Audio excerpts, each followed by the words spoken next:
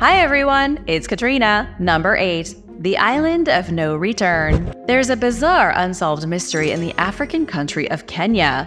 Most people have never heard of the mystery involving an island named Invitenet, which translates to English as no return.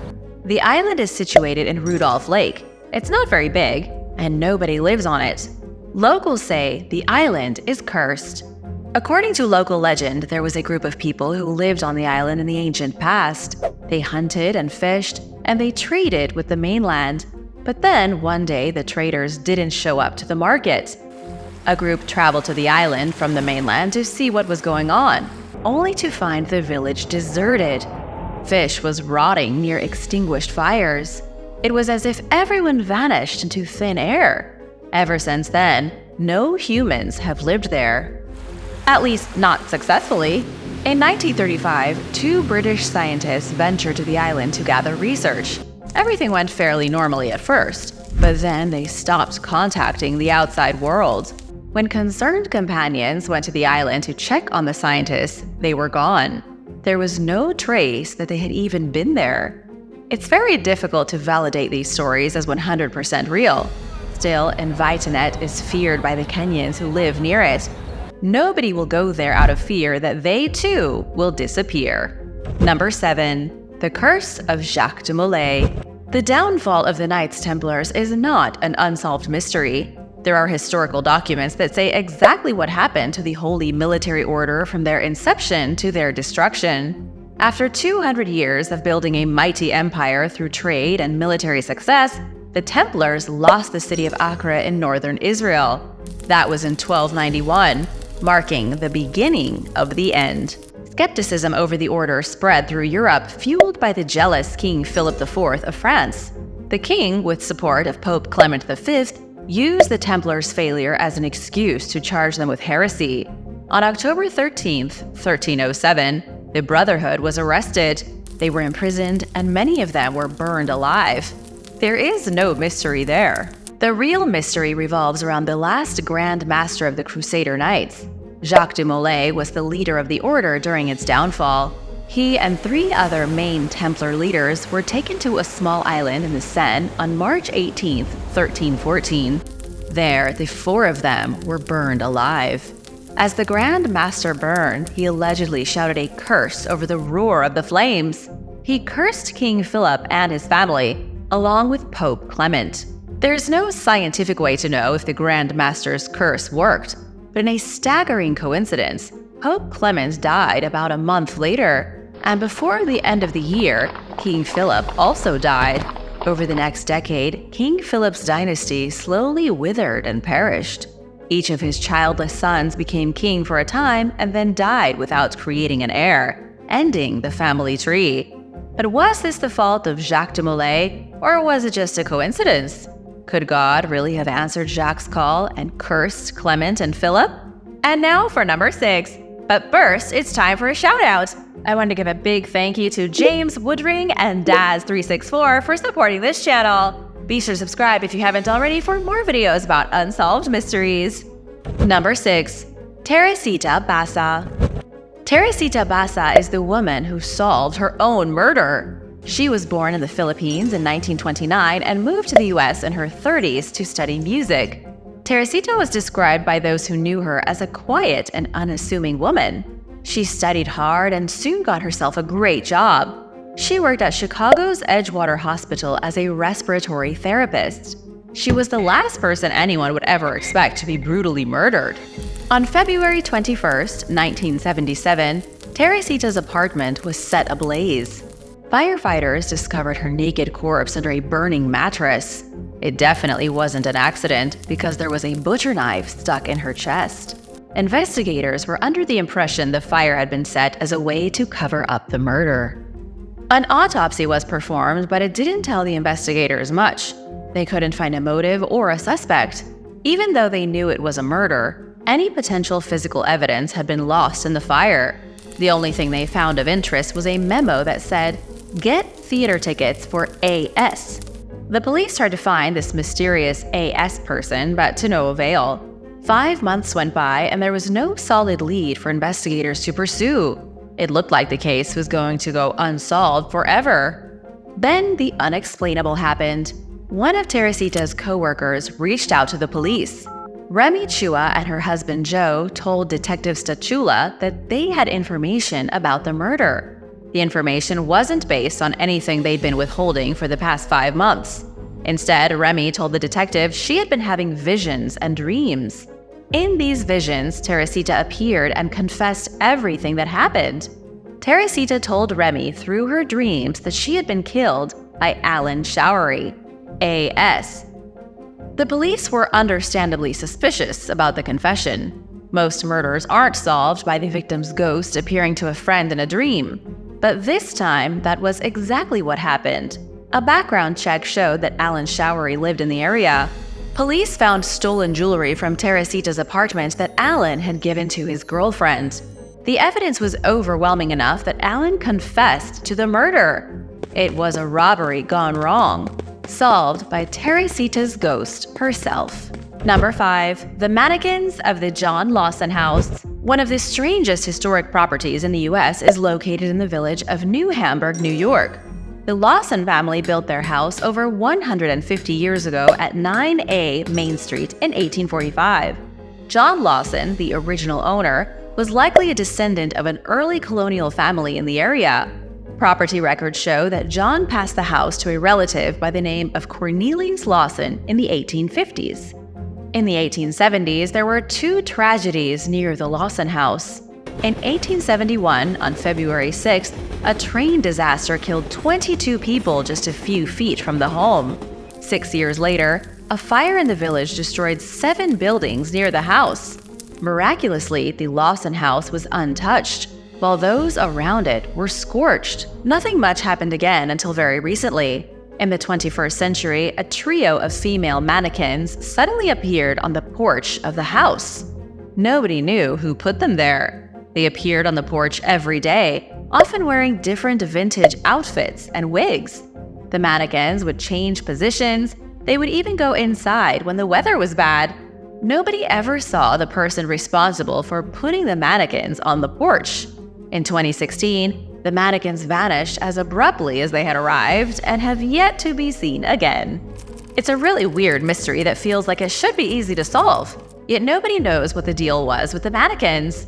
There are also rumors that the Lawson house is haunted, potentially by the victims of the 1871 train accident. Number 4. Magna Hungaria. For Hungarians, national identity has always been a big deal. For centuries, Hungarians have been searching for the truth of their ancestral homeland, but there are no remaining sources that detail where the Hungarian people came from. Legend has it they migrated into Europe from a mythical land called Magna Hungaria. In the 13th century, Dominican monk Friar Julian discovered a rogue branch of Hungarians in the east. The monk journeyed across the Black Sea, where he came upon a mysterious group who identified as Hungarians. Only they were nomadic pagans, which was much different from the Catholic Hungarians in Europe. According to the monk's account, they had no idea who the Christian god even was. They didn't cultivate land, they drank blood and horse milk and ate wolf meat. The monk believed he had stumbled onto the land of Magna Hungaria and the remnants of the original Hungarians prior to the birth and resurrection of Christ.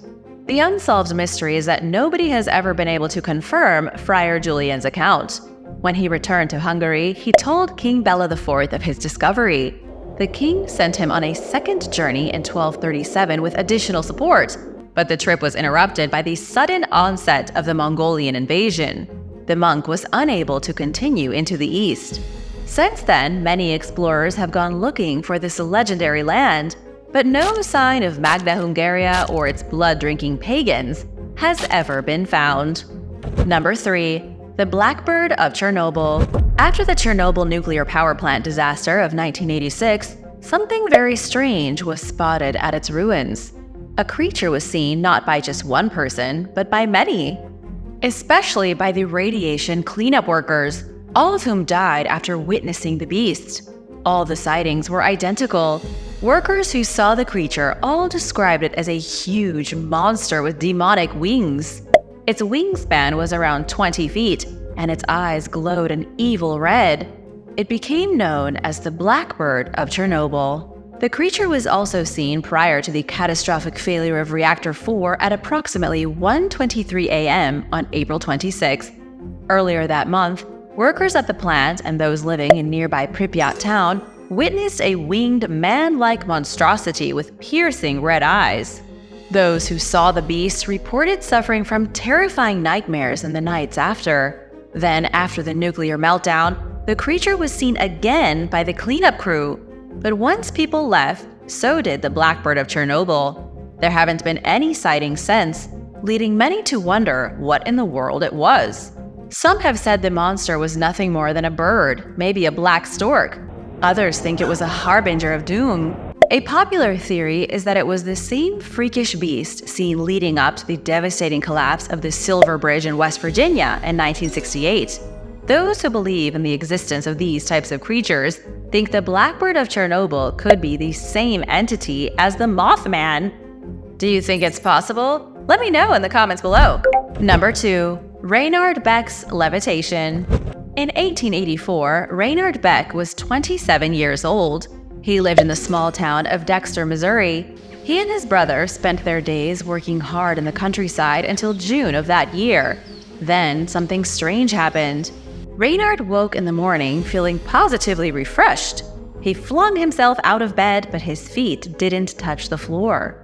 Instead, he was floating towards the ceiling. Reinhard thought he was dreaming, but he wasn't. All 166 pounds of him were suspended in midair and gradually getting closer to the rafters. Reinhard was unable to get back onto the ground. After a bit of panic and some quick thinking, he put on a belt and tied it down with lead fishing weights that he had in his room. Reinhard was so afraid of people learning about his sudden affliction that he kept it a secret as long as he could. This was the 19th century after all. Reinhard knew that people would think he had been possessed by the devil or something. In time, his secret got out and Reinhard left his family to join a freak show. He became known as the Floating Wonder. He and his brother accumulated a small fortune from people paying to see his floating act. Those who saw him at the freak show were shocked. Reinhard had to strap himself to a chair just to eat. He had to tie himself to a bed just to sleep. Nobody really knows if Reinhard suddenly became immune to gravity. It is a mystery that will never be explained. In 1887, the Kansas Star tried to dismiss Reinhard's floating as a hoax, but couldn't figure out how he was doing it. The reporter admitted the only explanation was that Reinhard truly was able to levitate. Then, in 1890, the power suddenly left him. Reinhard could no longer levitate. After that, once he was cured, Reinhard disappeared with all the money he'd made on the freak show circuit. Number 1. The Falcon Lake Aliens. Stephen McCulloch was a Canadian industrial mechanic in the 1960s. One of his favorite things to do was venture into the untouched wilderness of Falcon Lake, located around 100 miles from Winnipeg. He would go out there on long weekends and prospect for silver, mostly just for fun. Over a long weekend in May 1967, Stephen went to check one of his claims for silver. While he was out in the bush, he looked to the sky and saw 2 glowing objects. These objects were shaped like cigars, hovering around 150 feet above the trees. One of them descended, changing into a disc shape as it neared the ground. The object touched down and didn't move. Stephen had enough time to sit and sketch what he saw, assuming it was a U.S. military vehicle. After 30 minutes, when it still hadn't moved, Stefan approached the mysterious machine. The door of the vehicle was open. He was able to walk inside, where he discovered strange panels and bright lights. It looked like something straight out of a sci-fi movie, but Stefan didn't see any living beings. When he touched the craft, his gloves burned as if he'd touched a hot stove. At some point, he was blasted by a discharge of air that burned his shirt and set his hat on fire. It became too much, and Stefan fled for his life. Back on solid ground, Stefan watched the craft fly away. He was disoriented and nauseous. Stefan returned to his motel room, then went to the hospital to be treated for the burns to his chest. For several weeks after the incident, Stefan suffered from blackouts, headaches, and diarrhea. Being inside the ship had made him very sick. The Falcon Lake incident is considered the most reliable UFO story in Canadian history. primarily because much of his story was proved through pieces of physical evidence. His shirt was seared with a grid pattern from the air discharge that scorched his flesh while in the ship. The same pattern was on his chest and was documented. He had an illustration of the ship that he drew before venturing inside of it. The story was also believable because Stephen was such an ordinary guy. He didn't seem like someone who would make up something so extreme. Up until his death in 1999 at the age of 83, he maintained everything he said was true. After the story got out, all the major players investigated Stefan's claims. The US Air Force got involved along with branches of the Canadian government, but nobody was ever able to explain the mystery. A circle was discovered at the landing site in the forest. There was a clear area about 15 feet in diameter where the moss and vegetation had been burned.